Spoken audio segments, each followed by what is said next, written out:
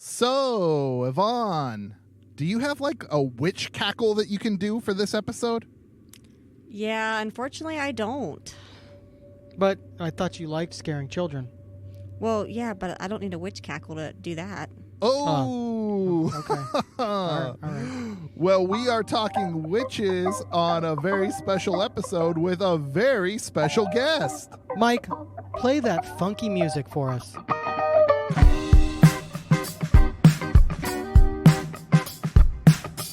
You are listening to the Beyond Terrestrial Podcast, your one-stop shop for the outstanding, the unconventional, and the downright strange.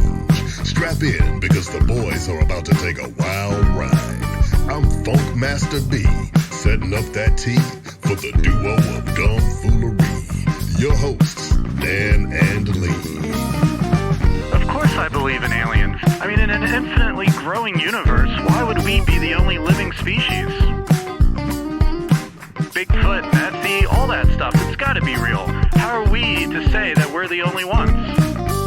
It's just ignorant.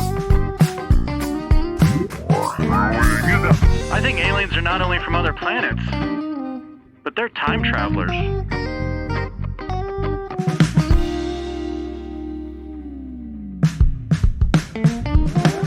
Welcome back to the Beyond Terrestrial Podcast, your home for the strange, the macabre, the conspiratorial, and all things funky and supernatural. Hey, hold on a second. B, you have been so good about, letting me record. Why are you in here right now? What is going on? Hey, mama, let Funk Master B rap at you in that fine booty. No, you cannot rap it Yvonne and that fine booty for a minute. Come on, man. That's my girlfriend. It's been established. You can't blame a guy for trying. Go away. It's okay. Lee, it's okay. Just let him stay. He can hang out, but just not be creepy. Well, he's Yvonne, literally is that cool? in the corner drooling right now. He's a funk master, man. I think he's cool. He can stay. All right. Okay. Well, if Yvonne's cool. Yvonne, are you cool? Oh, yeah, totally cool. All right, cool. She's used to guys salivating over her fine booty. Wow. No comment. Safe answer there, Dan, for you. Yeah, there you go. I guess, like I was saying, I'm Dan Martson. I am one half of Beyond Terrestrial, and I'm recording just down from the crossroads where Robert Johnson made his infamous deal with the devil. Lee, we've already heard you've got a guest in the Haunted Barn Studios today. Tell us about it. Yes. So I'm Lee Arrett. I'm coming to you, as always, from the Haunted Barn Studios, and that is in the Bell Witch's backyard, and we do have a special guest. We were talking, I was talking with my girlfriend about the witch episode we were doing tonight, and she got extremely excited. She's not showing it, but she got excited, almost giddy. And so I would like to introduce my girlfriend. Is that what we would call it? Why are you saying that with the question mark? My girlfriend. Now it's an exclamation mark. I don't like your inflection. What do you want me to? How do you want me to establish our relationship? Wow, you're gonna put this out in front of the listeners? In an audio so you won't medium. go to couples therapy, but you'll put it out in front of the listeners? You know what? The listeners are my therapy. This is my girlfriend Yvonne, and as you can see, she has already decided she's going to screw with me for the rest of the episode, most likely. So here we go. She's cut you to the quick already, Lee. Well, Lee, all right, you will appreciate this, okay? I am trying to get on your level today. This isn't going to work, Dan, if we're both just doing fart jokes and poop jokes all the time. No. Check it out. I got me a hard seltzer. Oh, hey, look at that. That's a Corona hard seltzer? Yeah, my wife buys these and then never drinks them. So I decided that for us to build some more rapport on the show, I should drink the same girl drinks that you do. Dan, you ran out of beer, didn't you? Yeah, Actually, I did run out of beer. I Yeah, didn't go to the store to buy anymore. Fair. fair. Okay, but we're gonna try this right now. Hold on, we're gonna get on your level right now. Hold on. Okay. Ooh, let me take a drink here. I like how it's universally accepted that you drink girl drinks. I've accepted the fact that it's considered a girl drink. I don't care. It's refreshing and mildly stimulating. I don't know about refreshing. This is the mango flavor, and those are the ones I know Sarah's gonna like the least. So those are the ones I started with, and it's not particularly good. I don't like carbonated water, so there you go. But someone's got to drink them, so here we go. You could just not. Well, you're right. They're like $16 a 12 pack. Yeah. So, Lee, women in our lives affecting us negatively. The subject is witches.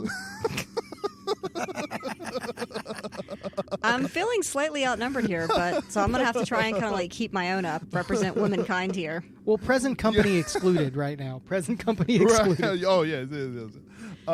You're only saying that because I'm in the same room with you. That's possible. The haunted barn is a little bit more scary now that you're here. The spiders, not creepy enough. The ladies, woo, watch out. So, anyways, Lee, there is witch lore from around the world. And I guess for most people, though, like the touchstone is movies. Like that's the most popular storytelling medium right now. So let's just kick it off with what we know about witches from TV and film. So, Dan, I know that that witches are like evil old ladies that live in candy houses and like to lure young men and women into their home as to feed on them. I also know that witches are teenage girls that have cats that talk to them. So there's that. Yeah, there was that. That's true.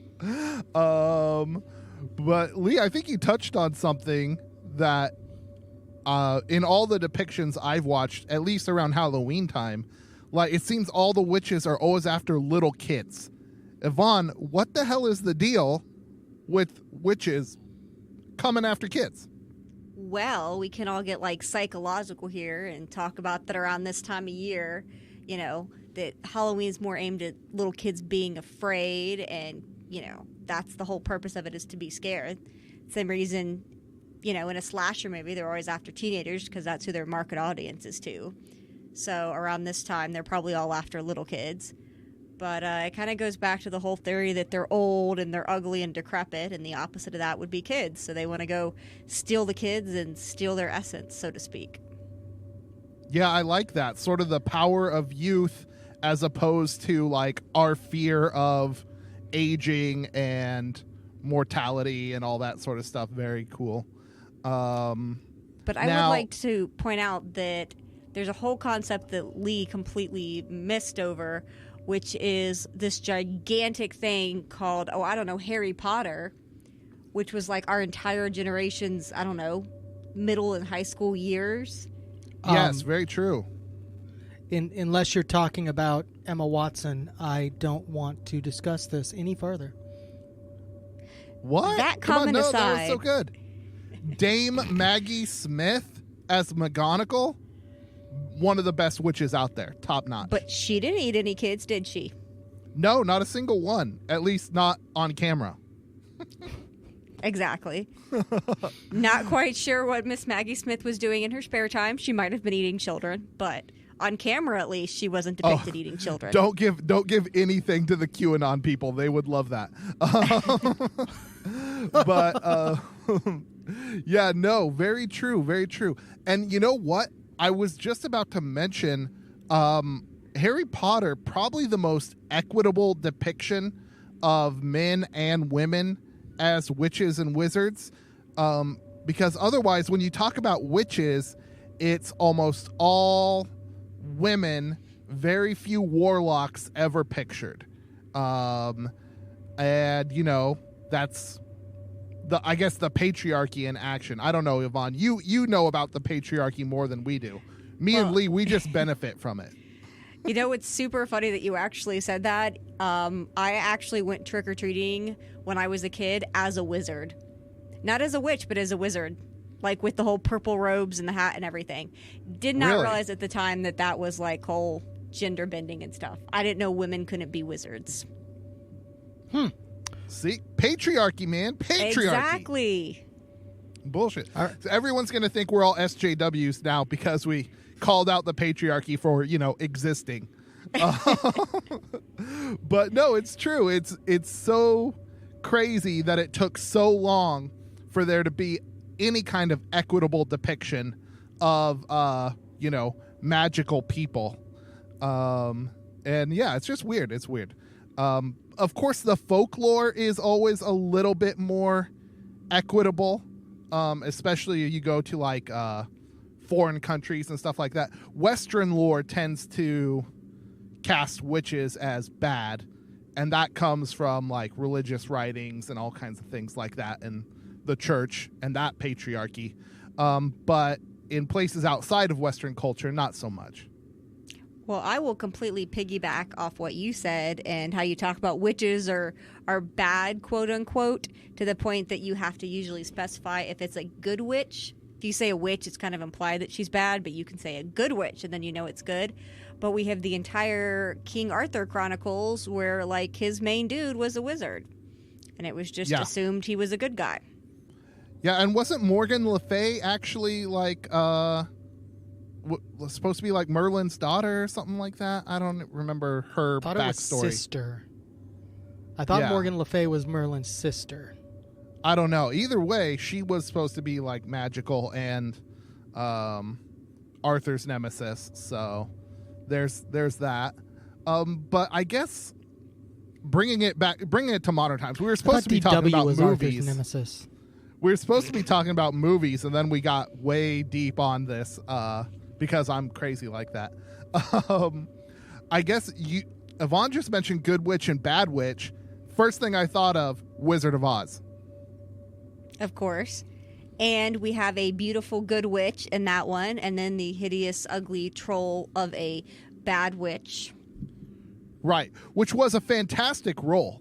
Like the Wicked Witch is still a timeless role.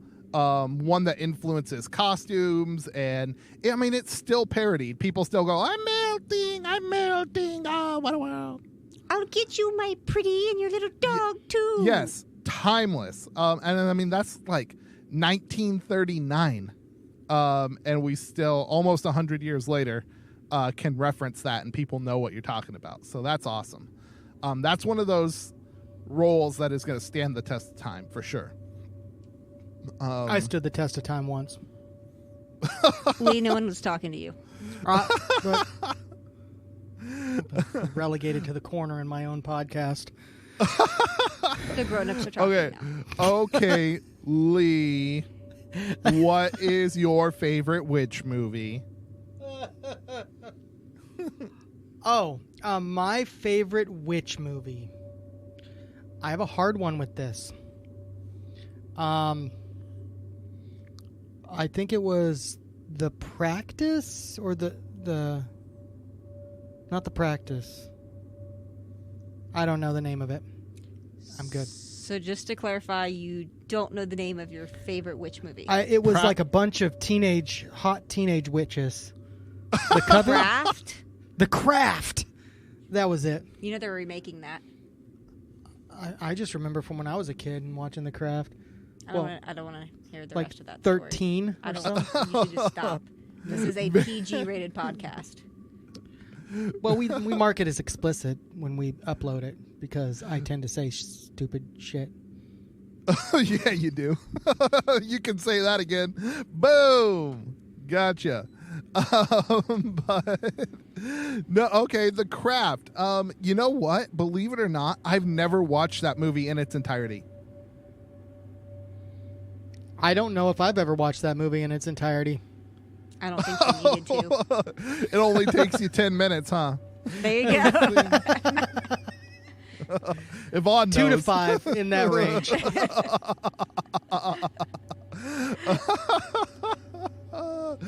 Oh, we got you. We got you good. Yeah, dude. Yeah, I don't know. The craft. Sexy witches. What are? I guess. I don't know. In Halloween time, you get sexy everything, right? Sexy doctor, sexy police officer, sexy everything, right? Yeah. And there's definitely sexy witches out there. Yvonne, Well, yeah, you put a witch what hat are the on and wear sexiest black lingerie. witches? Sexiest witches. The sexiest witches? The sexiest, Sexiest witches. witches. Wow, I kind of feel like I'm not the best qualified to answer this. Or wizards, I guess. Whatever. Whatever Sexiest floats your boat.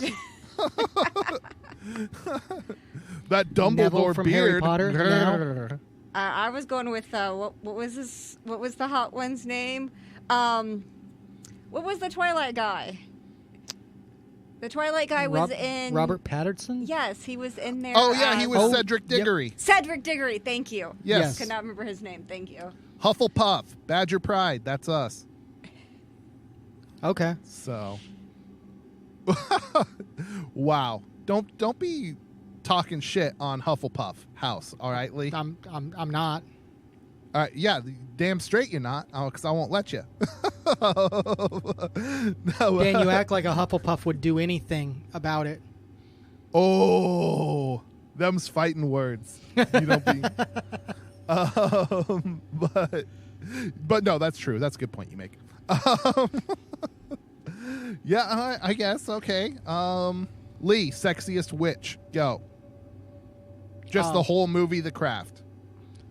Off the movie The Craft? Yeah. Wow. Just no for you. Just whatever you think. Oh, okay. I gotta go with. Can it be?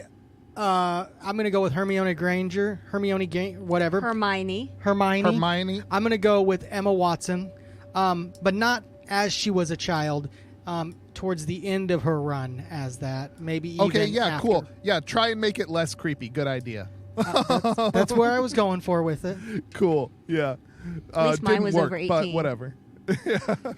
He was not playing over 18 in the. But he was over 18. That's what matters. But he was not playing an 18-year-old in the movie. The age Okay, of consent okay. might be 16. I'm not sure. guys, you guys are fixated on Harry Potter, but I think sexiest witch, Sarah Jessica Parker. Parker as Oh. Hocus Pocus. I was actually going to Hocus say Pocus. that if you did not bring that up. Yeah. Mm-hmm. That's kind of That what she was corset- known for. That corset did a lot for her. But yeah. Did you want to be the bus driver, Dan? Well, no, I wanted to be entranced by her song. Okay, that's fair. Yeah. The bus driver, that was a little weird because the bus driver was offering his service to all three. Oh yeah. And I'm going to tell you right now, Bette Midler was not a catch in that movie. Just going to say No, that out those loud. teeth, man. Those teeth. They'll throw you off. So yeah, Hocus Pocus is like the go-to witch movie for like so many, especially girls. Like girls love it at Halloween. Like that's like the go-to girl Halloween movie. That So, and Did you Nightmare and Lee Before talk Christmas. earlier today? What? No. So he didn't all tell you that I made him watch Hocus Pocus today? Yeah, he did. He told me. Yeah, So- she made me watch Hocus Pocus today. She actually burst in to tell me that Hocus Pocus was an option. Like we had been discussing it, and then I was like, you know what? I'm gonna go. You know what? You're welcome. I'm gonna go Yeah. take a shower. I get in the shower, and then like 5 minutes later, she comes bursting into the room to remind me of Hocus Pocus. Yeah. I mean, it's a great movie. So good. I didn't think of this until I was listening to another fourth hander, Lee. Over on Zang This, they did a review of Hocus Pocus. The number of times they say the word virgin in the movie. And it just, as a kid, it just never crossed my mind. I'm like, virgin? Whatever. Yeah, virgin. Yeah, I noticed that too. The best part is like how many times they were making fun of that boy for being a virgin. right? Oh, to the point that he said he was going to tattoo it on his forehead. Yes. Right. It's a Disney movie that's like, hey guys, this kid really should have been laid by now. Just always reminding you constantly. Like, that's the only Disney movie I think that ever does that. Yeah, I want to say, I think this is like the one movie out there where they're like, you really should have had sex, kid. Had you had sex, none of this would have happened. Right. Totally I mean, the crazy. whole story would have been eliminated if, he had pounded one out with his little girlfriend just before they went into that building. I know, totally. Yeah, could have ended the whole movie in moments. Well, then it just would have been a different kind of movie. Oh man, there's got to be a Hocus Pocus porn parody, right? Oh, If not, then, I know some people that might be willing to write it. yeah. I bet it's actually called Hocus Pocus, but Poke and then us.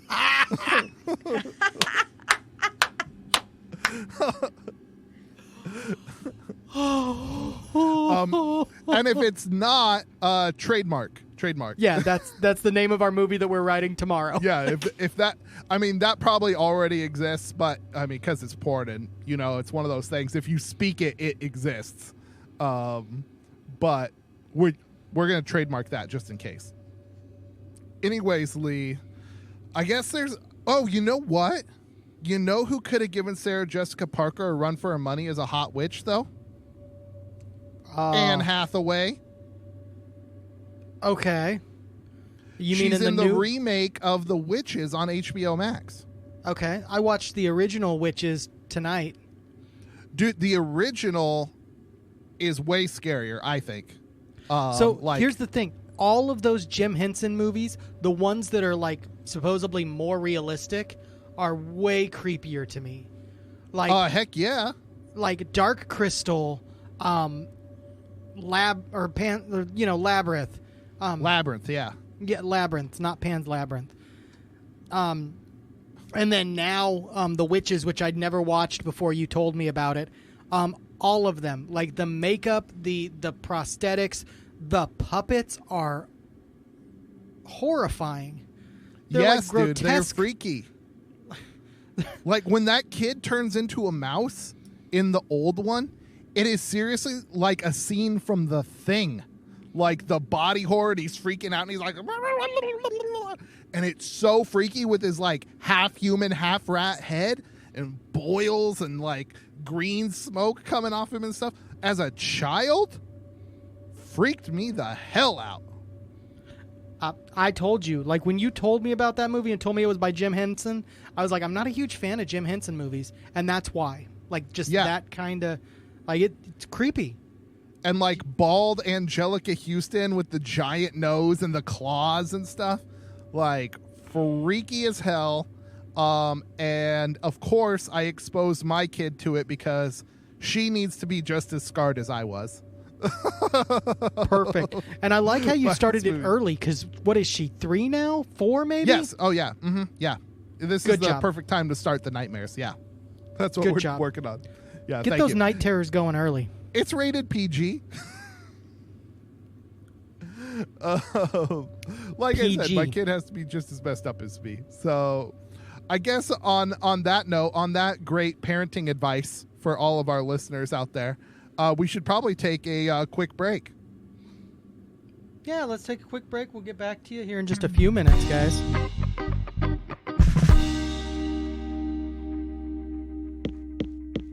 So, but we can't say the things that we normally say on our podcast. That is correct. So I couldn't say something like beep, and like that. I definitely couldn't say beep, beep, beep, beep, and beep. I am not doing this bit. Too late. He's too deep in. Anyway, this is Alex Austin from Ronan Geek Official Podcast. And in the room with me today, I have... Plebeian Pirate Adam. And just Rob. And just Rob. And we are here to advertise Ronan Geek Official Podcast. We are a geek news and comedy podcast direct out of Windsor, Ontario, Canada. So if you want some Canadian flavor on your geek comedy news, make sure to give us a listen each week for gaming, movies, and TV. We'll give you some reviews. We'll give you some spoilers. And we'll give you probably a lot of other stuff you didn't ask for. So there you go. So join us wherever you find your podcast. And we look forward to having you listen to us. Yay.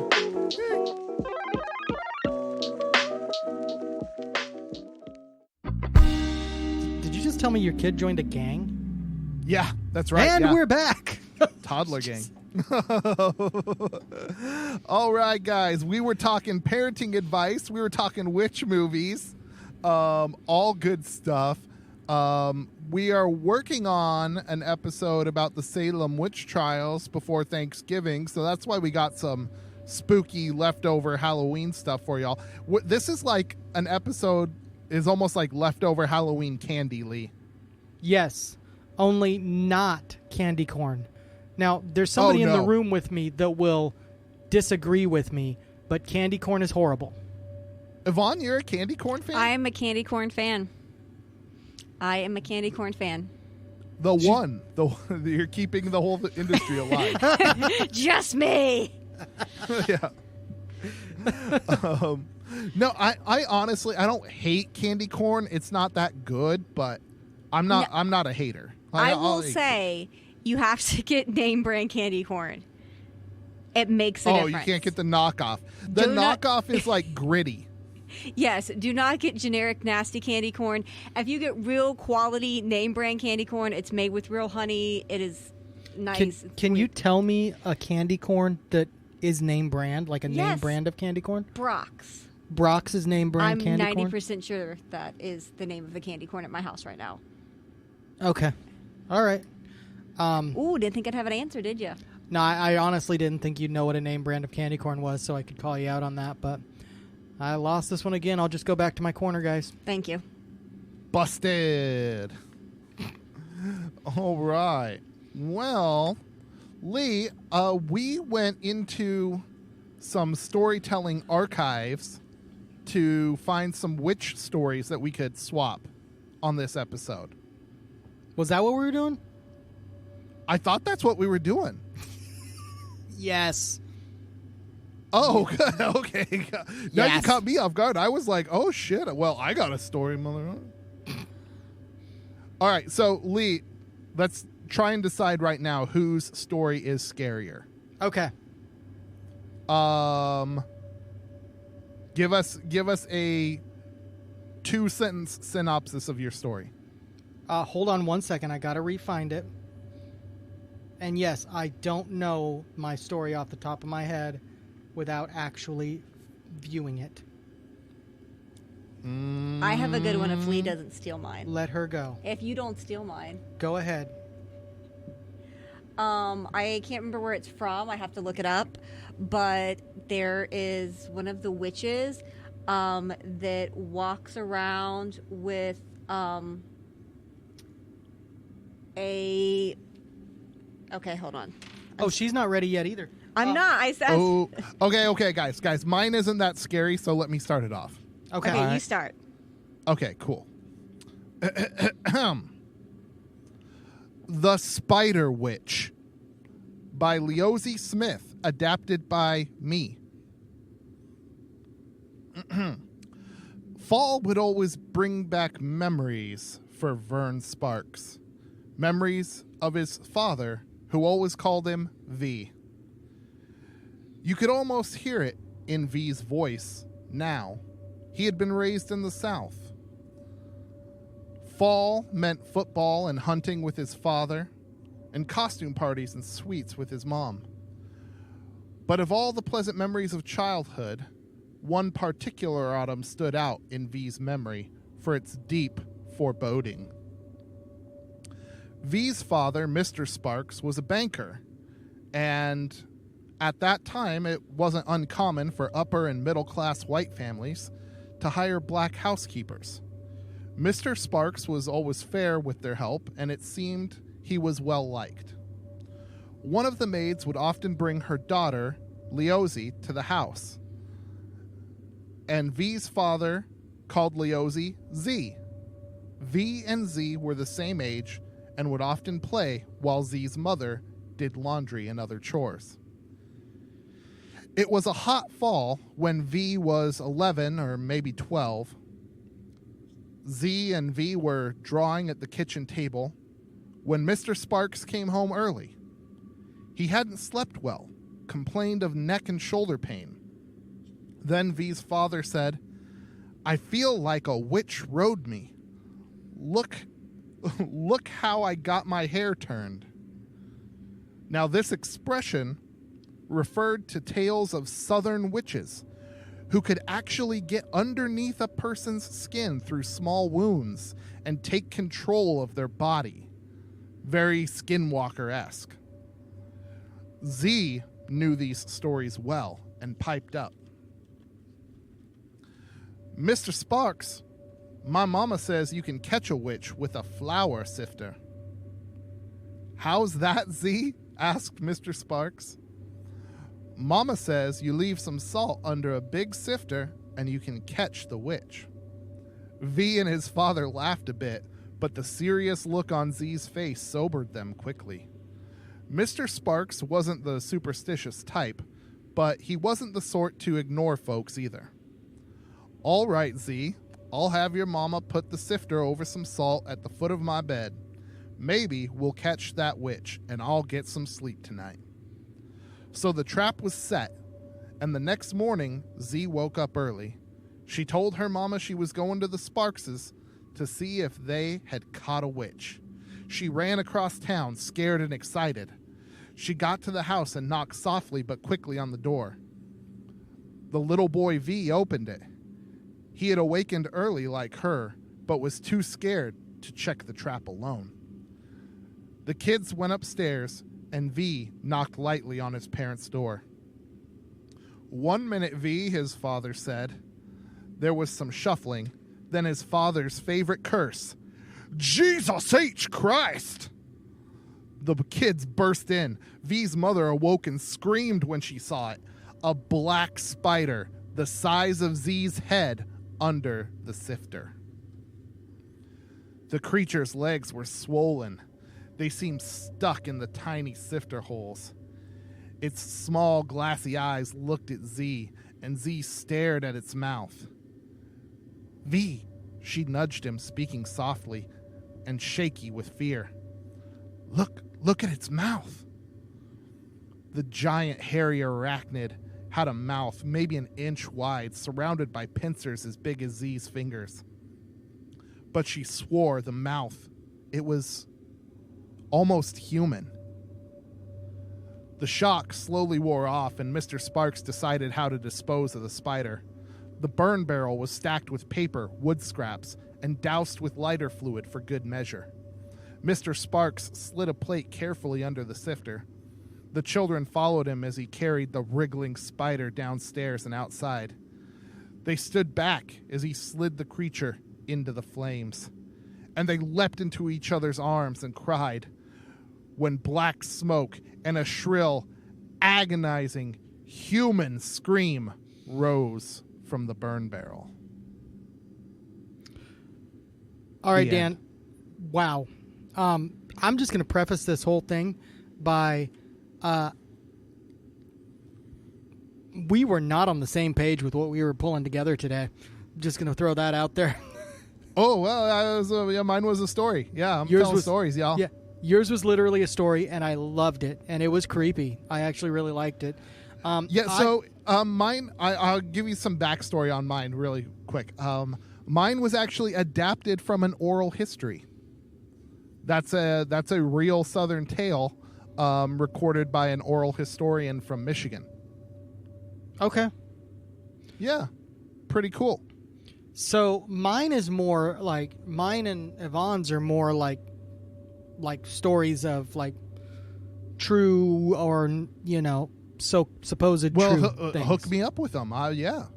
Maybe we should have done mine last, but let's do it. That's okay. That's okay. Okay, so mine, it comes out of pre-Columbian Mexico. Now, Ooh, okay. to be fair, You've been. I just want to say you've been on an Indian kick lately, Lee. have I? Yeah, your last one was with the spear fingers. Remember? Oh yeah, Spearfinger. Speaking of which, Spearfinger would be a great example of a witch. Oh yeah. Mm-hmm. But this one is a little bit different. It's hard to acknowledge, or it's hard to distinguish where this is a witch or where this is just more of an angel of death. But La Santa Muerte is the saint of death, essentially. generally appears as a skeletal female figure clad in a long robe holding one or more objects, usually a scythe and a globe. Her robe can be of any color, as more specific images of the figure vary wildly from devotee to devotee. According to the rite of being performed, a petition is made. Okay, so basically, to sum this up, the robe color doesn't really matter, and it kind of just changes between whoever's telling the story. Okay. Worship, and this is literal worship of Santa Morte, was clandestine until the 20th century, and most of the prayers are performed traditionally in the home. But since the 21st century, worship has become more public, especially in Mexico City, after a Mexico City believer called Enrique Romero initiated her famous Mexico City shrine in 2001. So Santa Morte is essentially a woman that comes and collects the dead. Huh. That's interestingly, because like we've mentioned in the patriarchy, death. Oh, you know what though? Death often depicted as like more of a male figure, Grim Reaper type. Even though it should be like asexual, right? Yeah. This angel of death. But except for one place I can think of, Marvel Comics depicts death as female. It does. It does. Now, that's based on Norse mythology, if I remember correctly. Oh, the female death? I'm not sure. I know they have Hela, right? And that's part of the Asgardians and Thor and all that razzmatazz. But like death was actually personified. She was a female figure. She was part of like the kind of like the cosmic pantheon, like the living tribunal and eternity and all that sort of stuff. And she had a fling with Thanos, so I don't know where they kind of base that off of, but and I don't know where she would first appear, if it was in the Infinity Gauntlet, if it was like Starlin and those guys who came up with it, or if she goes back in that iteration all the way to like the Jack Kirby days. I'm not sure. Huh. I always thought Hela and her were essentially the same being, just different or different names. Oh, no. You got to read more comics, son. So, riddle me this. How is there two Queens of the Dead? Well, Hela is an Asgardian goddess. Mm-hmm. And it's just like, they have Valhalla and Asgard, where Odin lives. So they also have like the Norse hell world, and they have, the whole 9 realms. So like she's part of that Norse pantheon. But she is not death. Okay. You know more about this than I do, so I'm leaving it alone. Yeah, that's right. Thank you. Interesting note, that like Santa Morte was originally depicted as male for many years. It seems like, from what I was reading, it's within the last 100 years or so that it's transitioned into a female figure, which is kind of interesting. You would think it would have gone the other way. That could make like a good movie with like a gender bending villain. That would be kind of cool. Very, very La Llorona sort of thing. Yes. But hopefully better, because I've heard that movie's not good. I've never seen it. I've heard it's not good though. Yvonne, what have you got for us? Tell us about your story. Well, my story, I'm actually going to kind of combine the two of you guys. So what I found, and you'll have to forgive me for the pronunciations, I'm probably going to say these wrong.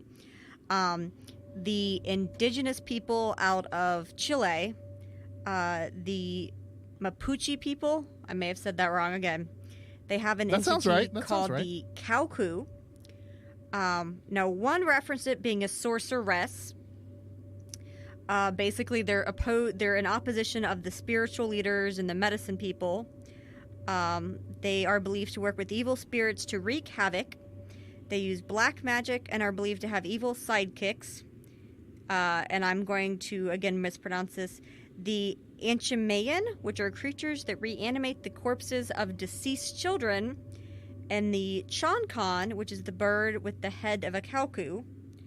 Now, again, this one reference says they are mostly women. But I actually did a little bit of digging. And from an actual Smithsonian magazine article, so this is a legit thing, apparently back in the 1880s, I'm sorry, there was a kind of Salem witch trial of the time with the indigenous people of Chile, and they went after this group, but it was actually all males at the time they went after. And basically these guys got up and were like, yep, we're they didn't actually say warlocks, they used their term. And they were like, yep, we're here and we help keep everything in balance. And there's a lot of insight into this, culturally, because it has to do with the indigenous people versus the Europeans. But I wanted to read from you, and again, this is directly from Smithsonian. This is supposedly directly from the trial notes. They had a magical cave where they had all of their ancient things protected, their artifacts, so to speak. And there was two things that protected the cave. One of them was an old man, and the other, they said, was this entity. And it is pronounced either Invunche or Imbunche. And this is actually the description of how this creature is formed. So it says, when the sect needs a new Invunche, the council of the cave orders a member to steal a boy child from 6 months to a year old. The deformer, which I believe is the old man, a permanent resident of the cave, starts work at once. He disjoints the arms and legs and the hands and feet, then begins the delicate task of altering the position of the head. Day after day, and for hours at a stretch, he twists the head with a tourniquet until it is rotated through an angle of 180 degrees, that is, until the child can look straight down the line of its own vertebrae. There remains one last operation for which another specialist is needed. At full moon, the child is laid on a workbench, lashed down with his head covered in a bag. The specialist cuts a deep incision under the right shoulder blade. Into the hole, he inserts the right arm and sews up the wound with thread taken from the neck of an ewe. When it has healed, the invunche is complete. So this is one. Dude, that's creepy. Yeah, this is one of their. Looking at it as a religious aspect, this is one of their protectors of their sacred place. And this is all from Smithsonian, legitimate. This all happened back in the 1880s, and this all came out in this trial. Because Dude, apparently they went after these people for kidnapping children. Oh my gosh. So now that you mentioned that, Yvonne, I have got some modern witch stories that I'd like to touch on that have to do with kids. Weird stories. And we'll get to those in a hot minute after we take another short break.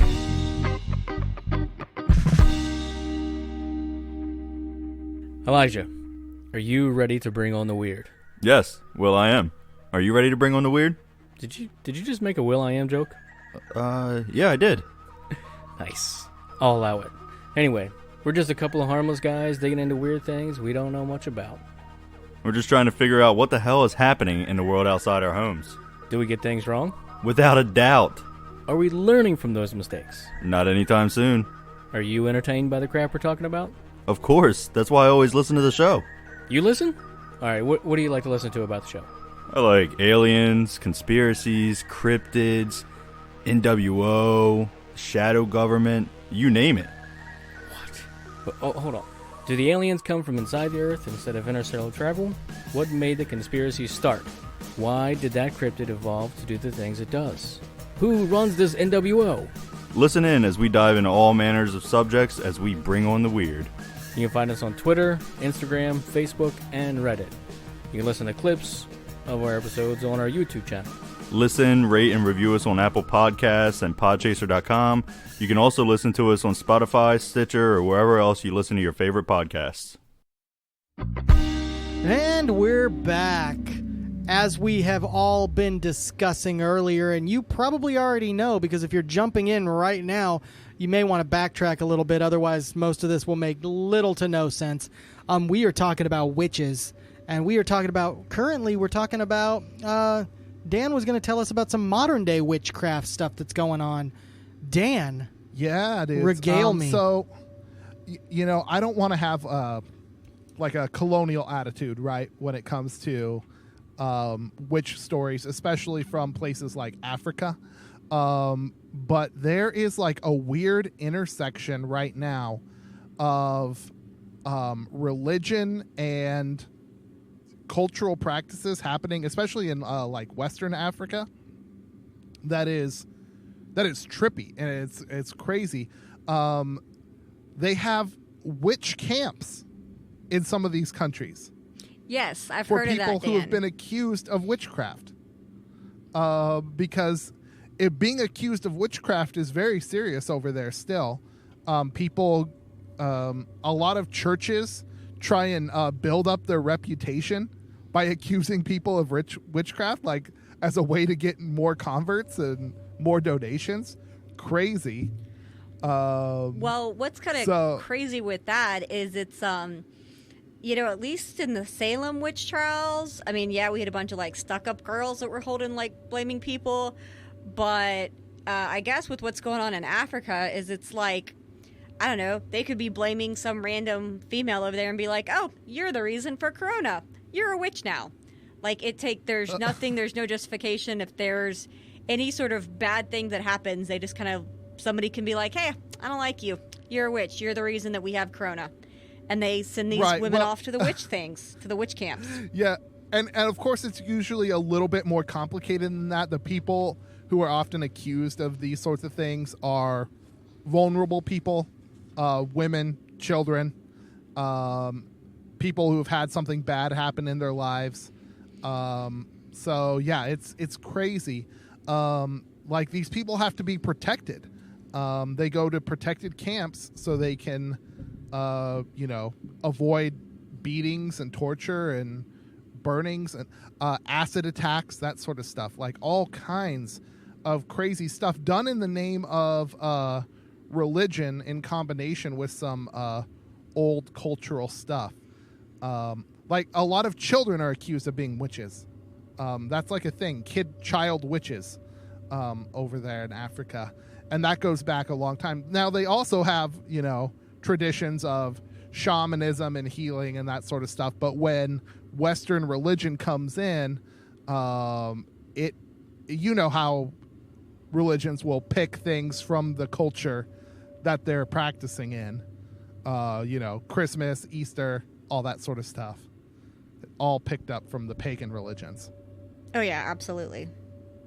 So just over there, it becomes this weird combination that's led to all kinds of just creepy and strange violence. And but you know what? It would make a pretty good movie if someone had the gall to make it and could make it right. Hey. Because, like, child witches would be creepy, right? Wasn't that kind of the whole Children of the Corn thing? I mean, they didn't really call them witches, but they were. Oh yeah, that's very good. Yeah, and that's like that combination of religion too. Yeah, because like the Children of the Corn was like a religious cult run by the kids. Yeah. So yeah, that's like a perfect example. And you could totally do an African version of that if you had a really good understanding of the culture, and you could make it creepy as hell. It'd be wild. It also would probably be like not very socially responsible either to like stoke the flames of witch fear. I mean, but it'd be a good movie, right? It's like the Joker, right? Not very socially responsible. Like, oh yeah, violence for the oppressed people is a thing. But, you know, it's a good movie. Yeah, it is. So, I love that stuff.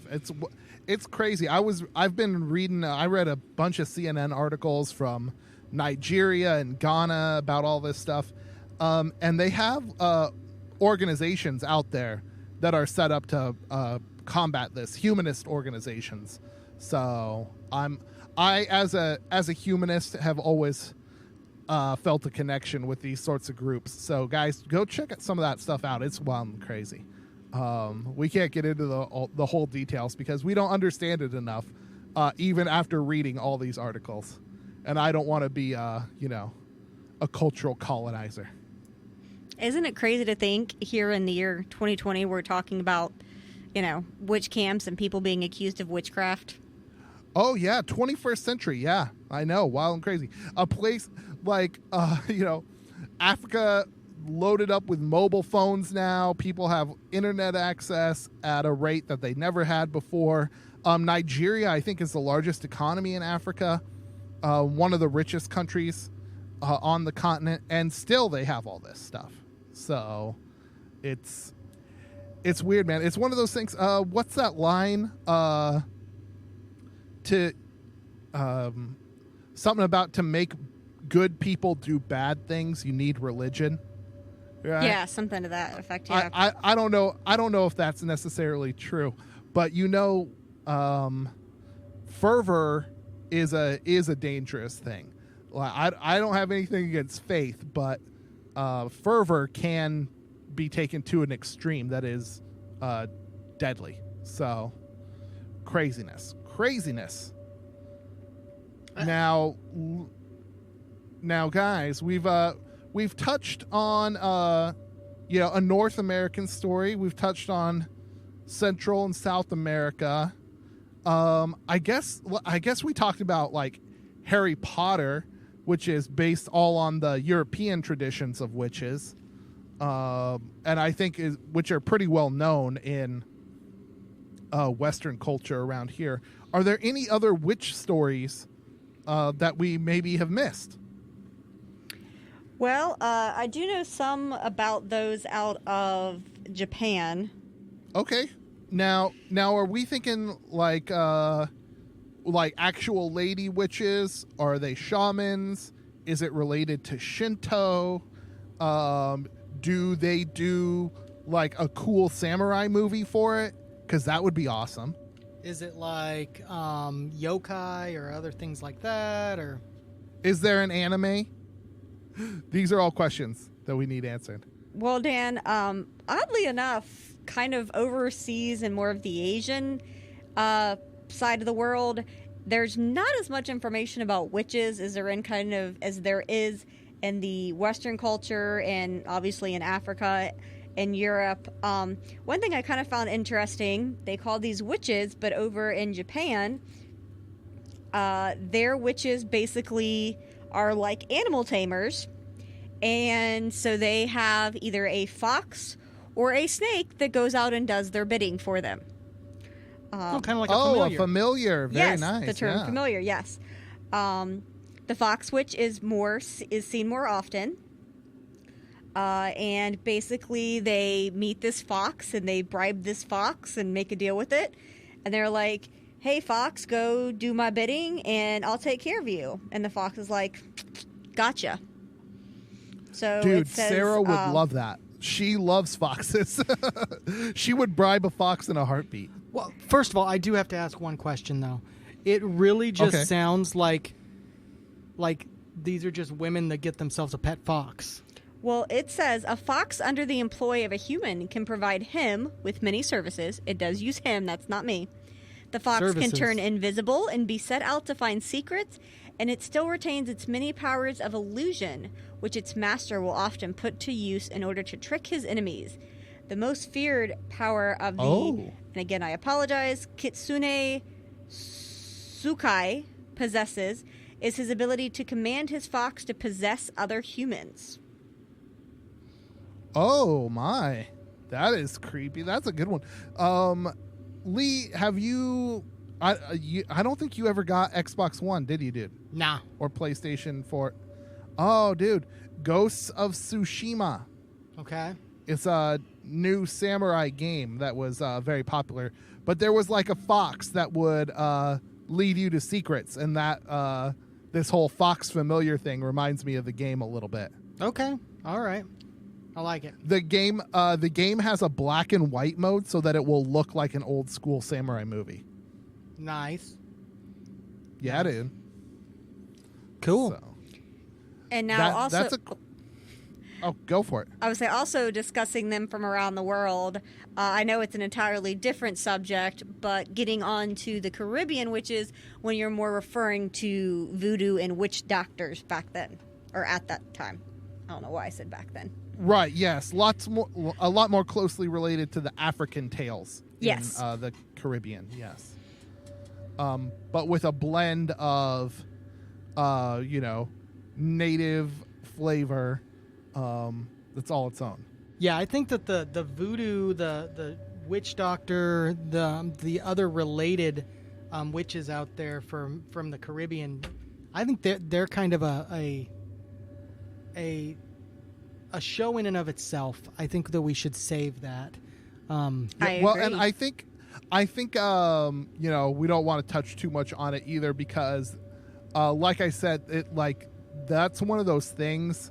The witch doctor is like a colonial stereotype, and there's a whole lot more to it than what is often portrayed.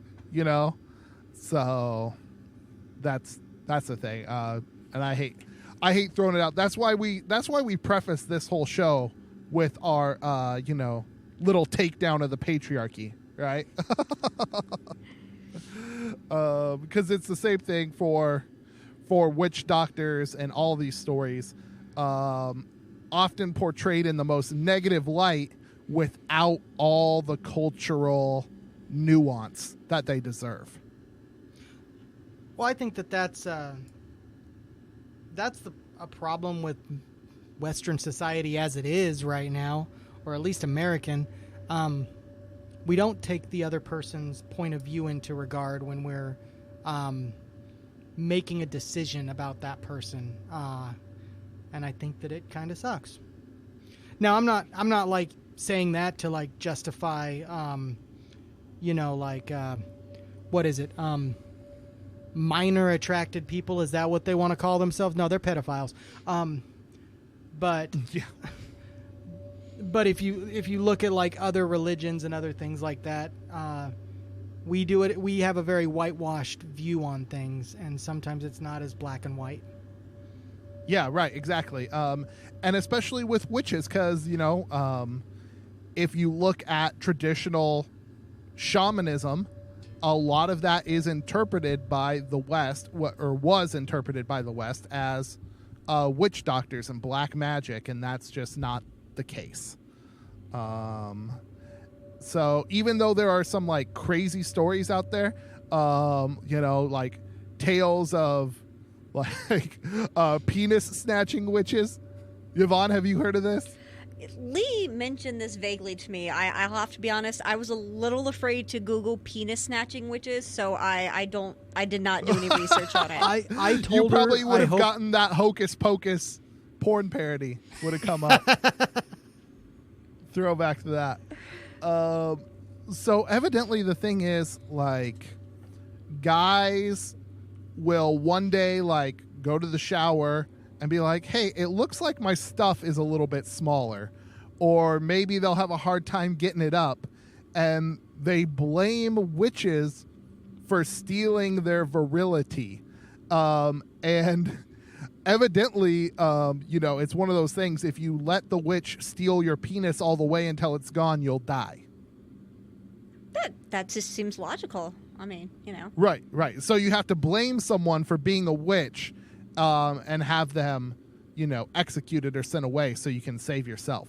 And if you think a woman has wronged you, of course, she is the reason that you're losing your virility. So I'm just going to say, classic- there is classic no tale. way my penis would not work correctly. It would have to have been a woman that ruined it. yeah, oh yeah, for real. Tale as old as time. I'm pretty couldn't sure be I would me. have been accused by many people of stealing virility and or part of penises. Yeah, see, That's couldn't be me. that's just because of something I'll leave off air because of respect for. Well, not respect for, but being a bigger person is a better word. well, In many ways, a bigger person. Ooh, wow, that is rough. I thought when Yvonne started talking about penis snatching, we might like devolve into vagina dentata, but thankfully we did not.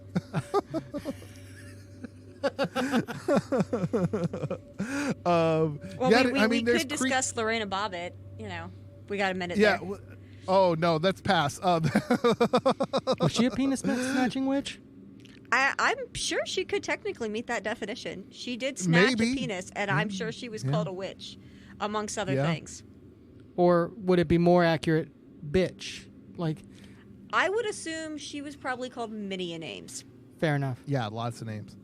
But guys, there's crazy stories like that out there that you can glom onto and make them sound a certain way, but getting the full nuance is not always easy.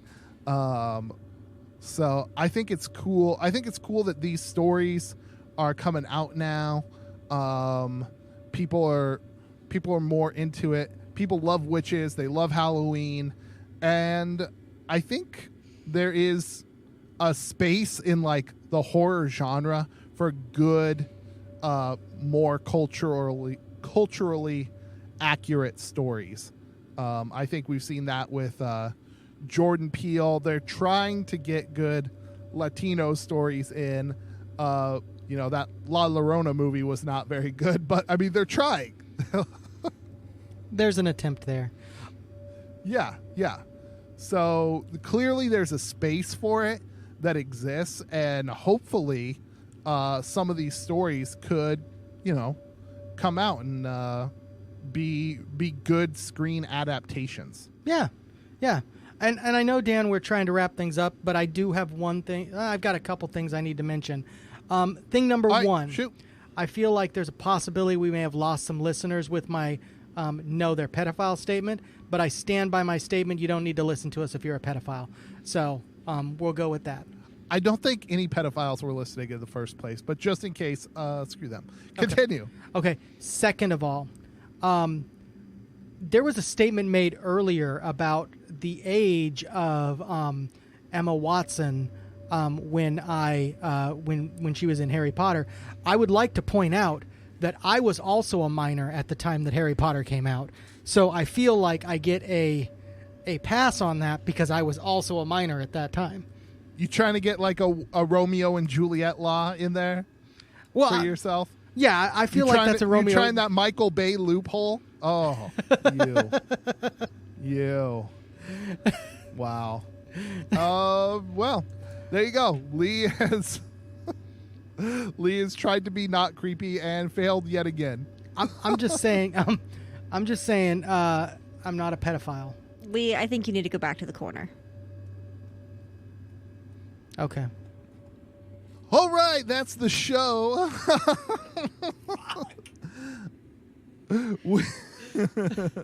We'd like to thank Simple Equations Media, Simple Equations, Las Vegas, Nevada, a full-service audio-video production company.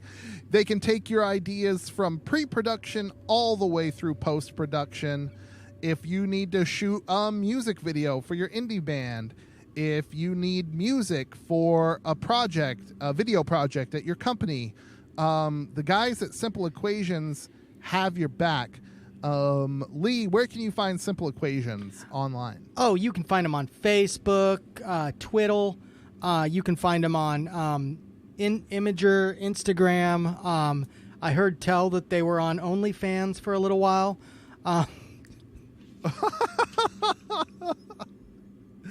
Cool. No, guys, you can really just Google them. You'll find them just about anywhere. You can also give them a call and visit them at their office in sunny Las Vegas, Nevada. Like Dan was saying, they can help you do just about anything. But I feel it's fair for me to say they will not help you create your minor attracted person. Okay, you should just propaganda stop. film. Just stop. They're not going to help you make it. I feel like that goes without saying, won't. though. They won't, Lee.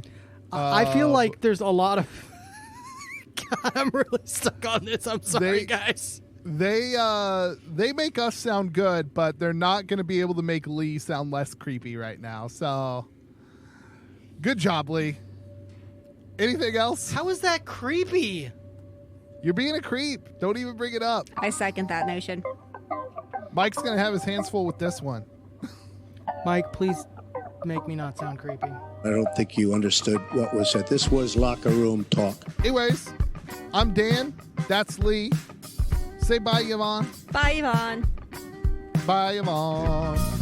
Thank you for listening to Beyond Terrestrial, all three of y'all. If you're still a fan of this show, follow Beyond Terrestrial on social media and join the Beyonders Facebook group for even more strangeness. Links to everything, including previous episodes, are available at beyondterrestrial.com. That's the place to go for stickers, merch, show swag, and our Patreon. Patrons get exclusive access to ad-free shows, giveaways, and the unedited after-show show. Anything you give to the show goes straight to Funk Master B's bachelor pad, which for now is also where these jive turkeys record this show. This show was edited by Simple Equations Media with music by Mike Root. Dan and Lee will be back next Tuesday with more from Beyond Terrestrial.